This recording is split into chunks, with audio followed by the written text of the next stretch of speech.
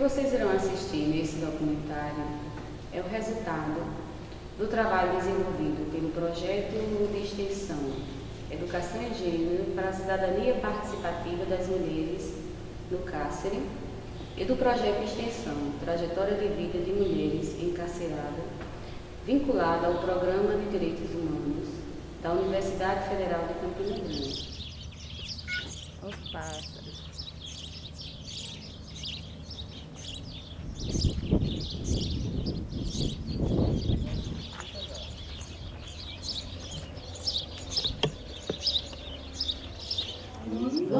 Aqui a vida da gente não é, a gente não pode dizer que é uma vida boa, né? Porque a gente, além de estar preso, nós não temos muitos recursos e muitos argumentos para com agentes, para com outras comarcas. Aqui a gente tem que viver da forma que eles querem, da forma que é vindo para nós. A gente não tem direito de exigir nada. Os direitos da gente são o que eles querem e a gente vive assim. A gente não tem direito sequer a pedir um outro colchão, um outro cobertor. No ano de 2010, precisamente em 17 de maio, assumi a execução penal de Campina Grande e me deparei com um imenso problema, uma complexidade tamanha que me chegou ao ponto de, no primeiro dia de trabalho, vir ao presídio para abafar uma rebelião, no segundo dia de trabalho, ter que deslocar até a capital do estado, conversar com o secretário da administração penitenciária e relatar daquele pouco momento que eu estive à frente da vara de execução penal, que foi de meio-dia praticamente, porque foi pela manhã, de 3 horas, 4 horas da tarde, eu tinha encerrado a visita ao presídio e aqui tinha me deparado e tomado conhecimento de situações que me deixou abismado, especificamente no presídio feminino, no presídio superlotado. Na época tinha em torno de 101 presas, 105 presas, quando a capacidade do presídio, 28 presos, já se encontra superlotado. Aqui a situação é uma realidade muito dura. Só tem banho de sol de manhã, pode ter de tarde também. É de 8 horas da manhã até 11, pronto, fica trancado, só no outro dia. Ora descaso por parte da própria justiça, da sua morosidade, deixando o preso mais tempo do que o que a lei autoriza e determina, de 80 dias, para a conclusão de todo o andamento do processo, da sua instrução criminal, e ora por parte do próprio Estado, que não oferecia condições que, pelo que parecia e demonstrava e que ocorria, era por um Estado repressor, porque fazia com que essa criatura ficasse lá.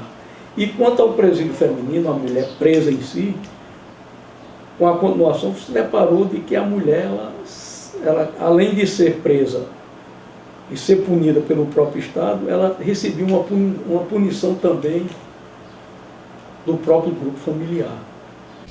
Outra questão que me chamou a atenção era a diferença de tratamento com as mulheres idosas, por exemplo, doentes, que ficavam, eram cuidadas pelas próprias presas. Elas dividiam entre si, aquela que tinha, dividia com as outras. Existia uma divisão por pessoas que recebem visitas e aquelas que não recebem visitas. Existia um certo status, aquela que recebe visita, aquela que não recebia visita nenhuma, que não tinha ninguém que levasse alimentação, roupas, sapatos, alguma coisa dessa natureza, era tida como a miserável, aquela que menos tem valor dentro do mundo prisional. Tem muita gente aqui que não tem visita e a gente procura assim, ajudar umas outras naquilo que pode, né? Eu tenho visita, ela não tem, então o que ela precisa, eu vou lá e ajudo. Porque se aquele indivíduo cometeu um crime, a sociedade logo recrimina, joga lá, acha que ele estando preso, estando lá, ninguém quer saber e fica preso de uma maneira, talvez uma maneira que eu não quero dizer desumana, é uma maneira embrutecida, quer dizer, se ele já era bruto, se ele não tinha sensibilidade para qualquer coisa, ele chega dentro do presídio, principalmente a mulher, se for um presídio feminino, ela passa a pagar não só a pena pelo crime que cometeu, mas ela paga uma pena muito mais alta, porque ela é esquecida pelos seus familiares, pelo seu companheiro, recebe poucas visitas e a mulher que mais sofre nesse elo todinho de cumprimento de pena e do sistema prisional no Brasil. Uma questão que nos chamou muito a atenção ao entrar lá foi a questão da homossexualidade. Na sociedade em que vivemos, ainda vemos homossexuais muito discriminados, mas ali dentro não. Isso nos chamou muita atenção, porque a homossexualidade era um sinônimo de superioridade. Lá as mulheres faziam questão de mostrar suas namoradas, de andarem de mãos dadas, de realmente elas se sentiam à vontade de terem uma companheira ao lado. Isso nos faz refletir que a sociedade ali era inversa. Enquanto na sociedade aqui, fora do aprisionamento, busca esconder, lá elas afloram. Então, foi uma situação que nós não esperávamos encontrar e que nos surpreendeu muito. E hoje sabemos que é um sistema bastante defasado, que muitas vezes você vai ali visitar apenas um familiar seu e você é obrigado a se despir, você é obrigado a se mostrar para uma pessoa que você não conhece, uma pessoa que você nunca viu, uma pessoa que muitas vezes é mal encarada, uma pessoa que você não sabe o que esperar dela.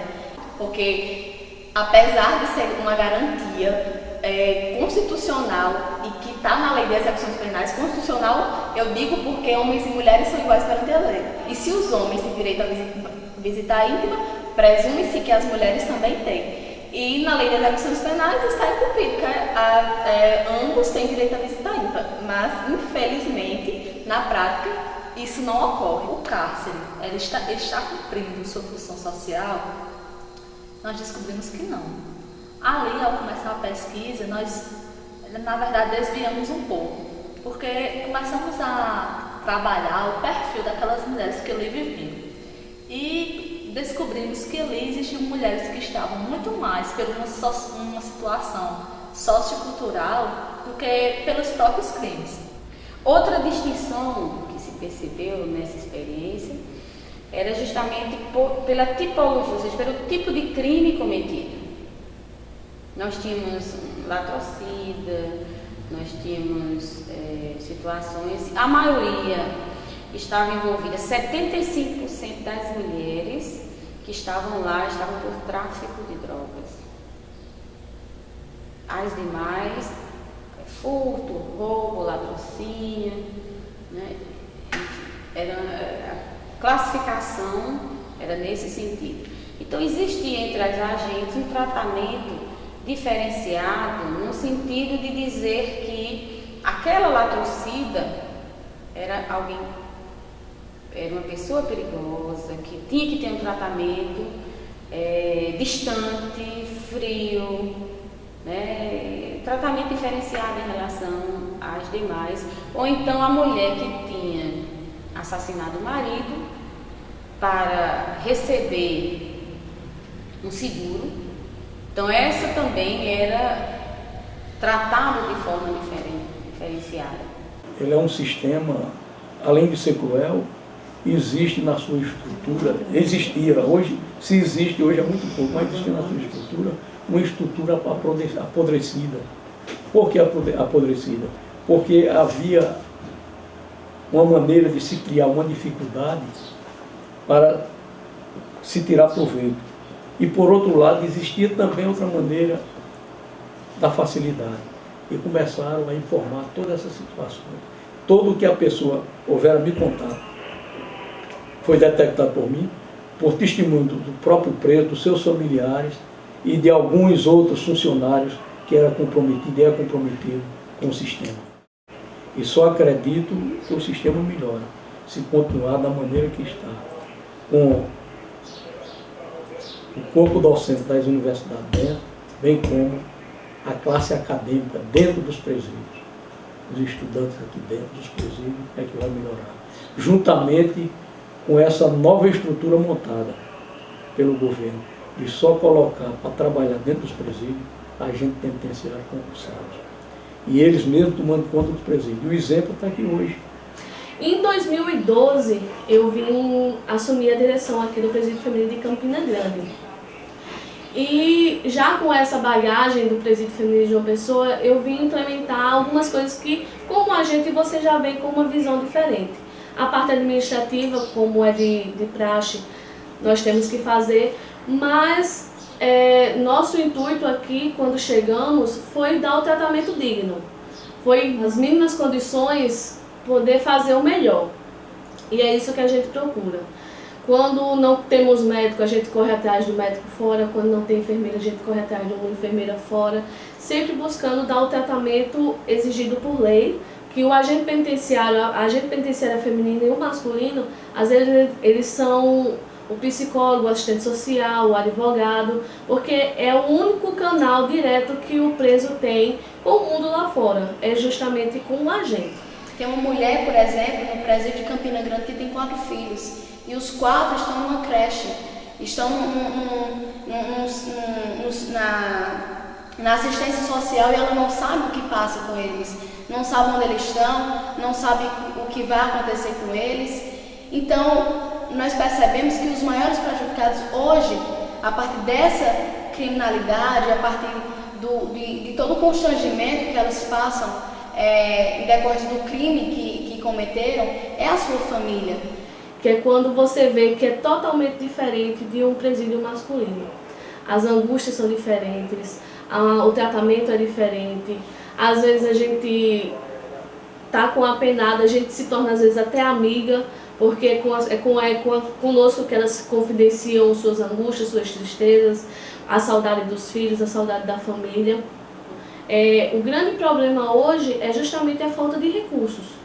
O recurso para o sistema penitenciário é muito pouco. Nós vemos no Brasil, não é diferente. Todos os estados sofrem com o problema do sistema penitenciário. Uns muito mais, outros menos. Na Paraíba nós estamos tentando avançar, mas ainda está difícil porque a estrutura é precária, são muitos e muitos anos de abandono. Que o juiz era uma peça principal nessa situação dos presídios, eu procurei realmente vestir essa camisa e procurar fazer a parte que cabe ao juiz de execução penal. Porque o juiz de execução penal, ele é um juiz diferenciado, ele não pode ser comparado ao juiz de uma vara criminal, ele não pode ser comparado ao juiz da vara civil, ao juiz da vara de família. Ele é um juiz é um juiz de uma vara especializada, é um juiz que lida dos dois lados, ele lida com a parte do executivo e também tem que fazer a parte do judiciário. Quer dizer, é uma função híbrida. Então ele tem que ter habilidade para poder resolver. E tem o outro lado ainda, que ele tem que ser sensível e tem que olhar a pessoa humana como um todo. Ele não pode deixar e fugir, deixar que a pessoa humana, aquele indivíduo, que por circunstância qualquer teve que cometer um ato infracional ou cometer um crime, ele possa ser discriminado definitivamente do meio social, dos seus familiares. Então, a realidade do sistema prisional hoje é um conjunto de tudo aquilo que forma aquele homem, de todo o caminho que aquelas mulheres elas tiveram que trilhar para chegar até ali. E foi partindo desse ponto de vista que nós criamos um perfil para aquelas mulheres.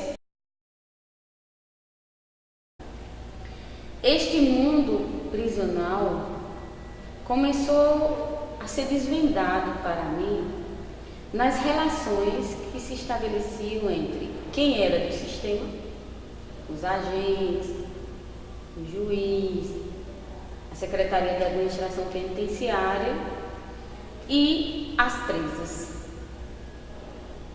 Havia nessa relação também os advogados, sejam eles públicos ou privados, tinham um lugar a questão dos direitos humanos, das pessoas que lutavam pelos direitos humanos, como era o lugar institucional que eu ocupava também nessa relação.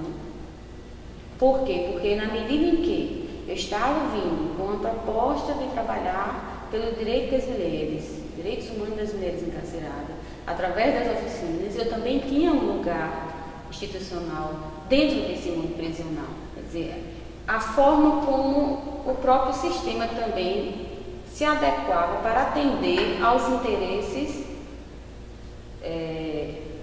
do grupo que estava ali administrando.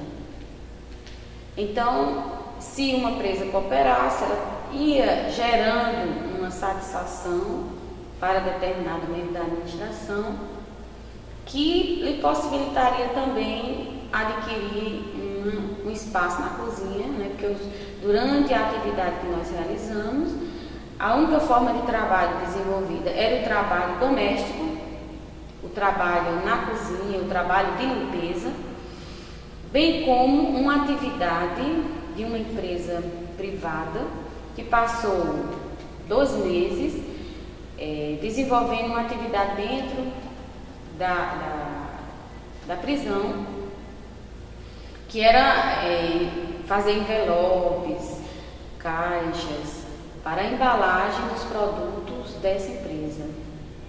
O que, quando a Secretaria da Administração Penitenciária solicitou a regulamentação do valor a ser pago às apenadas, essa atividade deixou de existir. Quando estudamos direito, vemos que o cárcere é para ressocializar. No entanto, estamos mantendo o cárcere como as pessoas da sociedade veem, como uma medida de reprimir aquilo. E na verdade não é. Estamos ali tolhendo a liberdade das pessoas para que elas um dia voltem. As pessoas que elas estão cumprindo pena, um dia vão voltar à sociedade, mas vão voltar bem piores. A polícia chegou na minha casa e não tinha droga. Então, eles forjaram a droga para que a gente viesse até a delegacia. Eu só passei a ter o conhecimento que estava sendo atuado por tráfico quando eu cheguei lá. E depois de alguns meses, fui sentenciada. E essa sentença veio a 9 anos para mim. No momento da minha apreensão do meu esposo, a gente foi torturado, violentado, coisas absurdas que não poderiam acontecer. Além das sacolas que eles colocaram no rosto da gente, palavras de níveis muito baixos, coisas que não poderiam ser ditas. A gente teve que passar por muitas torturas, tapas na cara e muitas coisas, porque eu acho que no momento da nossa apreensão, eles eram para chegar, dar voz de prisão, levar a gente para a delegacia. Acho que seria isso aí, não chegar espancando, porque ninguém é bicho bruto não, nem eles querem apanhar, quanto mais a gente que é ser humano. Então, o problema muitas vezes hoje do sistema prisional é esse, que o Estado que se diz garantista passou a ser um Estado punitivo, em que os maiores prejudicados são os familiares, além do próprio acusado. Uma filha de menor se encontrava presente, chorando para eles não fazerem isso, e eles continuavam a bater. Então eles viram que não poderiam fazer na frente delas, que ela já estava chorando, eles tiraram a gente dali daquele setor e levou para o fundo da casa, do muro, para poder espancar, para poder torturar. Eu acho que isso aí não poderia acontecer. Então, em Campina Grande, nós vislumbramos, na verdade, uma situação em que a mulher ela foi degradada e que, por isso, ela começou a delinquir. Isso a gente pode também olhar pelo outro viés, que a mulher que está aprisionada em Campina Grande tem uma espécie de vitimização. Ela, na verdade, encontra todo o seu perfil criminoso numa espécie de se colocar como vítima da sociedade. Ao adentrar naquele presídio, começamos a perceber diversas irregularidades.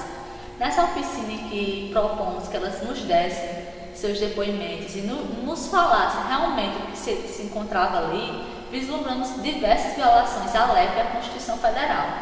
De início, podemos ressaltar as estruturas físicas. Lá não há ambiente propício para banho de sol. A lavanderia é o lugar que elas tomam banho de sol. não há recreamento, não há, as celas são superlotadas, não há camas, são todas em colchões. Além disso, não há água potável, as águas são retiradas de uma torneira, a comida é servida na cela, enfim, são muitas irregularidades. As vestimentas não são doadas pelo presídio, coisa que também é contrária à lei e à resolução do próprio presídio, já que a resolução que rege aquele presídio manda que todos tenham vestimentas brancas de mangas curtas e, excepcionalmente, em dias de frios, mangas longas. E o que nos deparamos foi uma realidade totalmente diferente. Mulheres seminuas, mulheres com roupas doadas, outras nos relatavam que ao chegarem ali, como punição, pegavam suas roupas e doavam para outras apenadas. Então era uma situação totalmente degradante. No entanto, nos deparamos com a surpresa de ter um grande acolhimento das encarceradas, né? Imaginávamos alguma resistência em participar das oficinas, o que não ocorreu. Todos participaram e todos colaboraram muito, nos fornecendo os dados que fomentaram a nossa pesquisa. Que incomodava um pouco o sistema, porque o próprio sistema entendia que os defensores dos direitos humanos eram defensores de bandidos. Eu estava do lado das presas.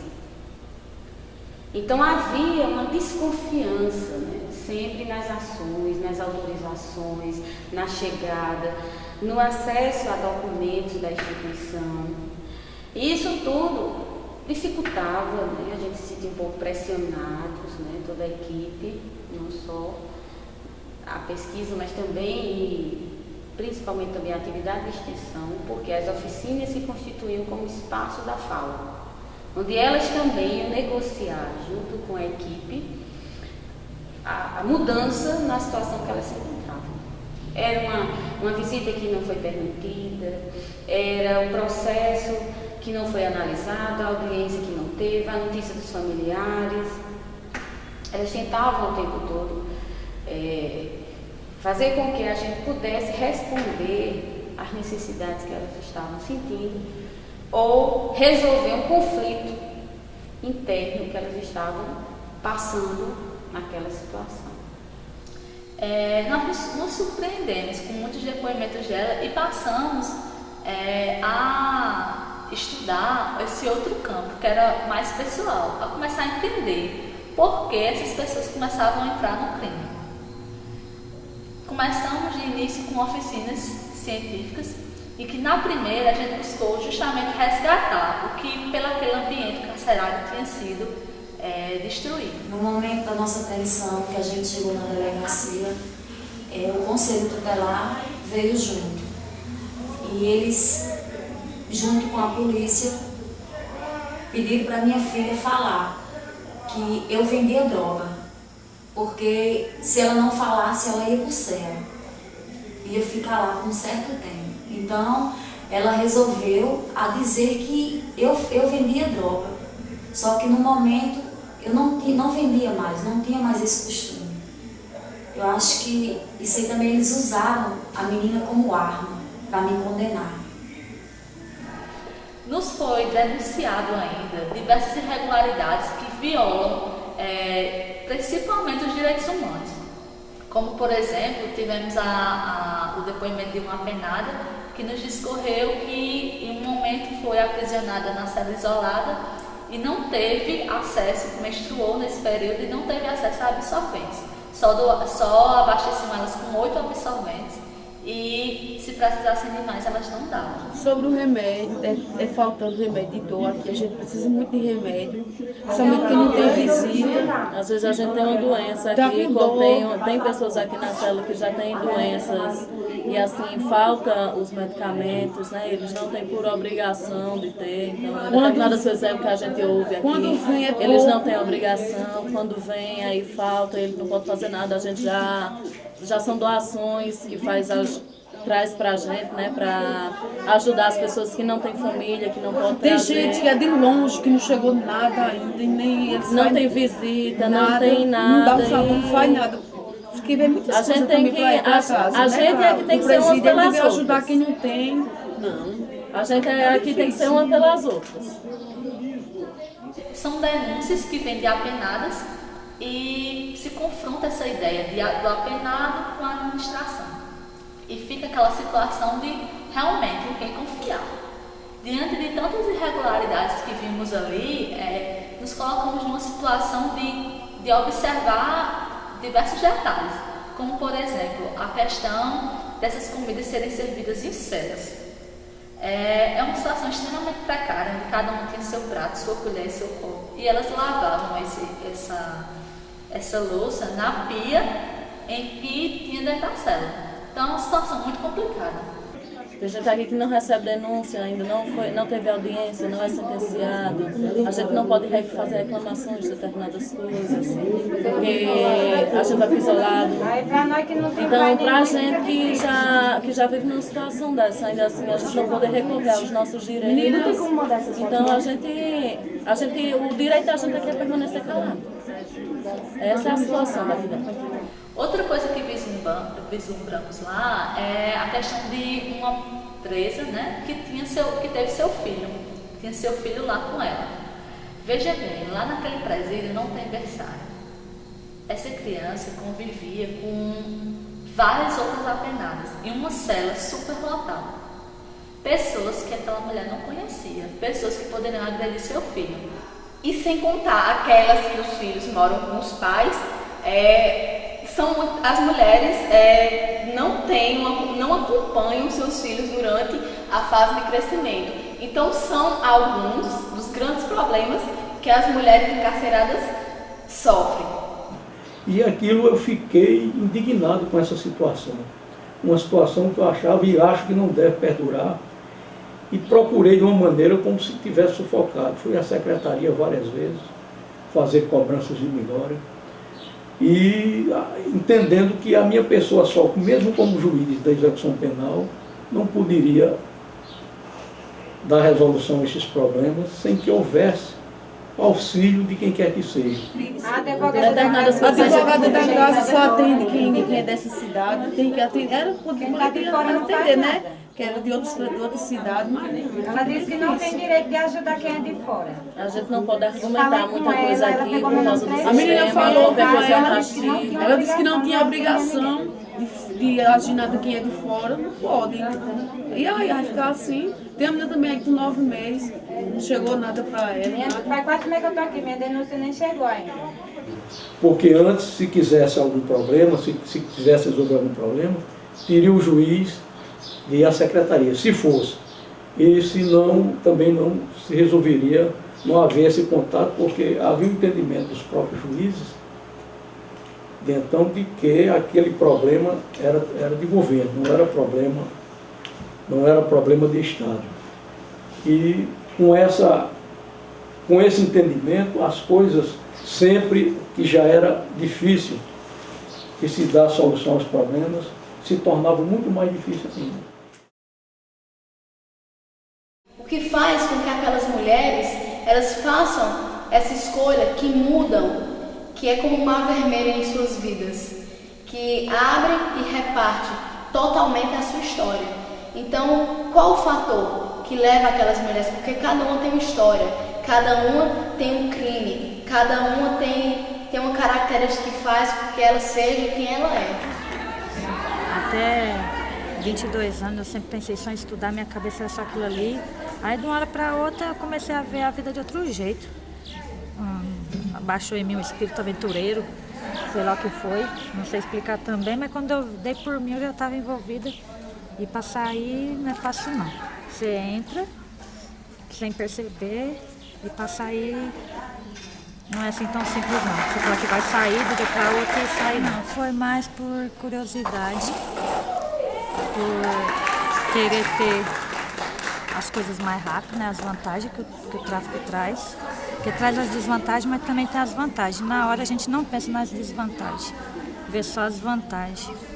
Aí, fazia pouco tempo que eu estava nesse meio, foi mais uma coisa de família, que foi, estávamos todos juntos. Começou quando eu fui morar com um homem, que eu vivia numa casa, minha mãe botou para fora por causa do meu irmão, eu tinha 14 anos, eu fui morar na casa de uma amiga minha. Ela era mãe de 4 filhos. Aí eu comecei a trabalhar com ela na feira, ajudando ela, eu vendia ervas medicinais. Aí eu arrumei um namorado, que namorado foi esse, me perdi com ele e fui morar com ele. Tive 3 filhos com ele, só que ele vivia me espancando muito, ele não deixava eu andar do jeito que eu queria andar, ele tinha que andar do jeito dele, roupa comprida, mal penteava cabelo, porque ele não deixava. Aí eu tive 3 filhos com ele, sempre quando eu pegava as gravidezes ele dizia que não era dele, e eu morando com ele. Aí ele começou a trabalhar numa rodoviária. Ao dia que ele pegava, ele ia gastar com outras mulheres, deixava eu em casa com meus filhos, passando necessidade. Mal dava assistência aos filhos, mal ele dava. E quando ele dava, às vezes ele mesmo queria dar outra pessoa, tirar dentro de casa para as crianças não comer. Aí aquilo foi me revoltando, eu comecei a andar com as meninas que vivia pegando no alheio, comecei a andar com elas e eu entrei nessa também. E ele trabalhava numa firma, só que ele estava assim, viciado demais nas drogas. Ele não dava o dinheiro para fazer as compras. Ele começou a vender droga. No começo não queria. Aí depois ele bateu demais, ele comecei a aceitar ele vender mais drogas. Comecei a vender também.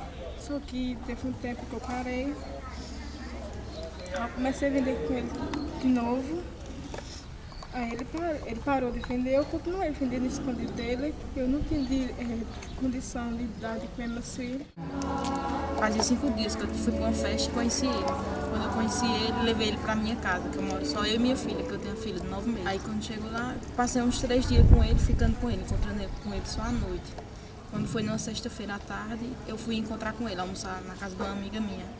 Quando chegou lá, a polícia tinha prendido ele e me trouxeram junto, porque ele estava vendendo droga na cidade onde eu moro, em Monteiro. Aí me trouxeram e eu estou aqui presa. Tudo começou através da necessidade. Eu era desempregada, ele também, e não tínhamos como sobreviver. Então passamos a vida do crime. E daí me encontro nesse estado que estou hoje, presa. Então, isso não, a violência mais é psicológica, porque você vê teu mundo desmoronando, né? Desmorona tudo, os planos que você fez, seus sonhos, tudo desmorona. E o que você pensou que ia ser uma coisa boa, termina se tornando o pesadelo da sua vida, né? E é onde você para pra pensar. Por quê? Onde foi que eu perdi meus conceitos, né? Aquilo tudo que minha mãe ensinou desde pequena, que apesar dela estar aqui, ela nunca me influenciou em nada. Nadinha, eu entrei porque eu quis, não tive o consentimento dela e nada, mas é porque a gente fica demais, a gente tem mania de falar, sou demais, olha, sei o que eu quero, né? Eu não sabia. Detectamos que a maioria das mulheres que estavam ali eram pessoas entre 18 e 28 anos, então eram mulheres muito jovens. Mais adiante, aplicamos no questionamento em que perguntávamos qual o tipo de crime que as levavam a estar ali, vimos 84% responderam que estavam por causa do tráfico de drogas. E nesse mesmo momento comparamos a nossa pesquisa com uma pesquisa realizada em 2008 e verificamos que a lesão corporal e o homicídio diminuíram drasticamente, quase não apareciam na nossa pesquisa. A partir daí, procuramos saber se elas tinham antecedentes. E 84% das apenadas não possuíam antecedentes, né? A maioria se vitimiza, usa a questão da vitimização para colocar como principal principal motivo de ingresso delas no ambiente carcerário serem os seus companheiros. E teve um dia que eu tinha parado de vender droga, só que não tinha condição. Minha filha chegou para mim e me pediu um pão.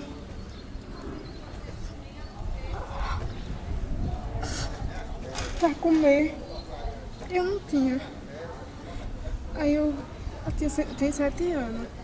Eu disse a ela que ela nunca mais ia passar necessidade. E comecei a vender droga. Ele continuando com ele também, só que ele maltratava, dava em mim bastante, deu de facão, de tudo. Deu um chicote, de cavalo. Primeiro marido, o pai dos meus filhos, ele me batia, inclusive na história que eu fiz, foi porque ele me bateu, a última vez que ele me bateu Foi porque eu não quis ter relação com ele sexual. Eu com 15 dias de operada, que eu tinha feito ligações cesarianas, que meu menino era tudo cesário. Ele queria ter relação comigo à força. Eu não quis, ele foi, me bateu, me deu um chute, abriu 2 pontos do lado de mim. Aí eu deixei ele, não quis mais ele. Ele com raiva, porque eu não quis mais ele pegou, rasgou. A única coisa que eu tinha era o título e o meu registro. Ele foi, rasgou, me ameaçou. Se eu voltar, ele me devolvia, se eu voltasse para ele. Como eu não quis, ele foi, rasgou tudo. Eu passei 11 anos esperando para ter um bebê. Aí quando eu achei que fosse a hora certa, eu errei, né? Que não foi, porque vim ganhar minha filha aqui dentro. Vim presa com 8 meses e foi a pior experiência que alguém pode passar é ter um bebê no lugar desse. Tem uma lei, né, que a criança pode ficar até 1 ano. Aí como eu sou de fora, minha menina ficou até 1 ano e 6 meses comigo aqui. E já era uma fase que ela já sabia falar, né? Já me conhecia. Mas foi bem difícil vir buscar ela aqui, junto com o conselho tutelar, porque se ela não viesse, ela ia para o conselho, né? Só que, graças a Deus, eu posso ser errado, mas eu tenho uma família bem estruturada e que me apoia. Apesar de eu ser errada, me vê como neta, me vê como sobrinha, me vê como membro da família. Não vê o que eu fiz de errado, não me criticam, não. Quando eu tinha 13 anos, eu conheci Givonaldo, tinha 45 anos. E ele, pouco tempo que eu estava com ele, que eu engravidei, aos 13 anos. Ele me deu remédio para mim matar minha filha. Ele chegava a me espancar várias vezes. Quando estava perto de nós se separar, ele queria que eu fizesse relação sexual com ele a pulso, mas eu nunca cheguei a denunciar ele, não. Minha família dizia que eu queria deixar ele porque eu era nova, para mim estar na vida, no mundo, nas festas, mas não era não, era porque ele vivia me maltratando dentro de casa mesmo. Ele me batia de facão.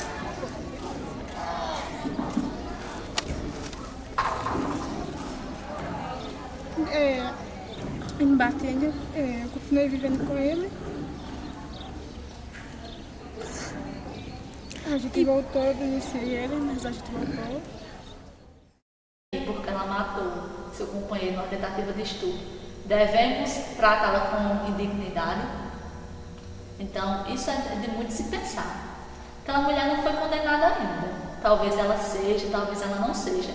Mas, independentemente de quem mata, do porquê matou ou de que crime cometeu, é preciso colocarmos os direitos humanos na frente. Aí comecei a roubar, fui presa a primeira vez, fui presa a segunda vez. Aí depois eu deixei ele e fui morar com outro homem. Só que eu entrei nesse mundo do crime, eu estou presa por droga. Eu entrei nesse mundo foi porque eu quis, tá entendendo? Mal de eu não ver meus filhos pedindo nada a ninguém, mal de não ver meus filhos ensinar, sendo humilhado pelos outros. Não me arrependo, e me arrependo sim, pela uma parte, que meus filhos estão lá só agora, estão em casa só, vive só, todos 3, são 3 meninos de menor. Inclusive tem uma filha minha de 12 anos que está grávida, se eu tivesse em casa nada disso teria acontecido, né? E a minha história é essa, eu estou aqui pagando por uma coisa que eu fiz, entendeu? Eu sei que eu vou pagar, mas eu tenho fé em Deus que eu vou sair dessa vida. E foi através desse perfil, dessa análise, dessa elucidação dos problemas e dificuldades que elas passaram ao longo das suas vidas e também as dificuldades que encontraram no sistema prisional, que chegamos à conclusão que as mulheres que estão ali têm um perfil pré-definido, ou seja, são na sua maioria jovens, pobres, com pouca ou nenhuma educação e envolvidas com o crime de tráfico de drogas. Uma outra questão era a qualificação, a formação. A maioria das mulheres tinham o ensino fundamental primeira fase. 20% não tinham sido alfabetizadas. Apenas uma tinha um ensino superior. Era uma distinção clara de que a questão educacional e econômica também, porque a maioria declarou que recebia menos de um salário mínimo, que estava inserida no trabalho informal, que eram mãe de família, como elas se denominavam, que tinham entre 2 a 5 filhos. Então, a identidade da mulher encarcerada passa por todos esses elementos e dentro da unidade se constitui como elemento também de distinção. Do ponto de vista daquela que pode fazer um trabalho especializado, como uma que tinha um ensino superior e ajudava e tinha como negociar, tinha uma condição social favorável que interferia também no tratamento que era dado internamente. Ela tinha uma pressão externa mais forte para fazer com que os seus direitos, as pessoas que fossem lidar com ela do sistema, lidassem de determinada forma e não como lidava com a miserável que não tinha visita, que não tinha uma condição social.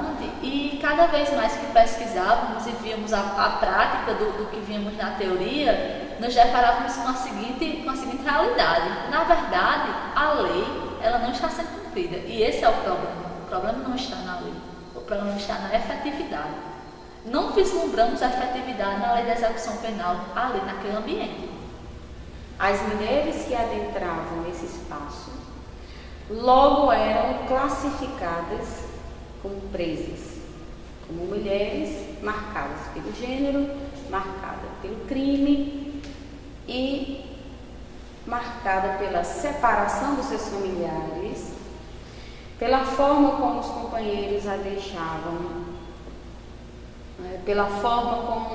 pelas dificuldades que a mãe ou a filha ou os filhos advindos, de relações que não mais existiam, apresentavam para elas. E nós temos muito que melhorar. Nós temos outras situações. Para se fazer uma revista no presídio, a pessoa degrada a outra que vem, que não tem nada a ver. Por quê? Porque o Estado ele não tem um compromisso de botar aparelhagem, que não custa muito para o Estado colocar scanner e outros instrumentos que possam fazer a revista sem que a pessoa humana possa ser degradada na sua intimidade, sendo feita aquela revista íntima que chama intolerante e degradante e humilhante para o ser humano. Quando entramos lá, vislumbramos toda essa situação. E ao decorrer das oficinas, em cada luta que travávamos, em cada objetivo que realizávamos, conseguíamos que fosse implementada uma coisa a mais. É preciso pensarmos que quem está ali é um ser humano. Ajuda nós não estar pensando em besteira, tudo que acontece aqui dentro, aqui de trabalho é bom, porque nós não ficamos com a mente trancada ali dentro, pensando em muita coisa ruim. Aí ajuda bastante. Então, ficamos a refletir na volta para casa, porque todas as viagens que fazíamos, nós voltávamos no ônibus assim, meio estarrecidas, pensando em tudo que havíamos visto ali e aplicando o direito que estudávamos à realidade e à nossa realidade social. Na verdade, era um tripé que visualizávamos a lei, o que a sociedade almejava e o que na verdade acontecia. Demonstrou como a sociedade ela negocia com esse mundo. Determinadas pessoas que estão em determinados lugares negociam seus interesses. E com o fracasso que tanto se discute deste mundo prisional, há tanto tempo não se encontrou ainda uma solução para ele. Por quê? E aí eu lembro Michel Foucault, em Vigiar e Punir, que ele faz essa pergunta.